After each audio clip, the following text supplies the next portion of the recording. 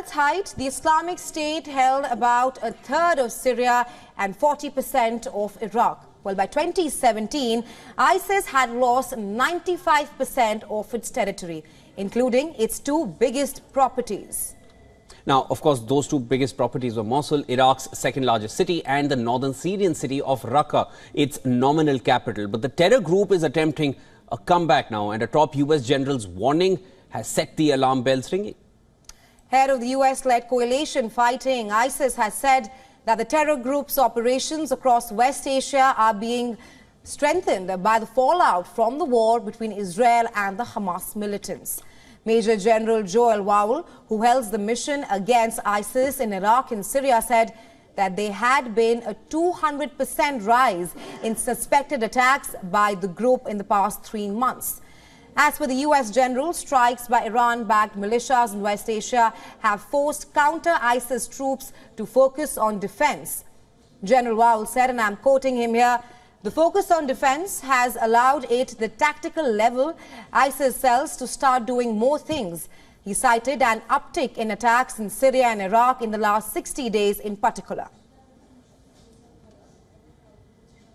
Now, let's take a look at the terror group's new tactics in Asia. ISIS has switched tactics since the collapse of its caliphate and a string of other setbacks in West Asia. Once based in Syria's Raqqa and Iraq's Mosul, the group took refuge in the hinterlands of the two fractured countries. Its fighters are scattered in autonomous cells, its leadership is clandestine, and its overall size is hard to quantify. Now, the UN estimates that the overall size is at around 10,000 fighters in ISIS heartlands.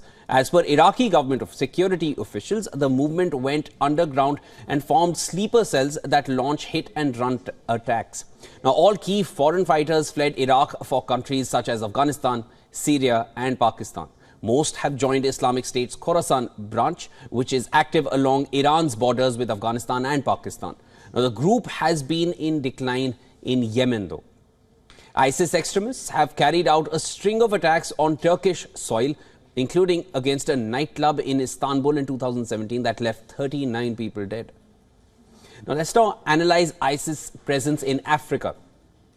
The terror group has made its mark in parts of the continent. In Libya, let's start with there, where it once held a strip of territory on the Mediterranean coast, the group is weaker now. However, it could still exploit the country's ongoing conflict. A UN report last year estimated that in Egypt's Sinai province, there may be between 800 to 1,200 fighters loyal to ISIS. Then in Uganda, militants from ISIS-allied democratic forces have staged a series of attacks in recent months. The group that started as an uprising in Uganda has largely moved its operations to neighboring Democratic Republic of Congo, where it has staged multiple attacks. Several other groups have pledged allegiance to ISIS in West Africa and across the entire Sahel region of Africa. Now, affiliates have control of large areas of rural Mali, Niger, and northern Burkina Faso and into North Africa. In January 2023, the US military carried out an operation that killed a senior ISIS leader in northern Somalia. A UN report raised concerns that groups like ISIS could exploit the political instability and violence in Sudan.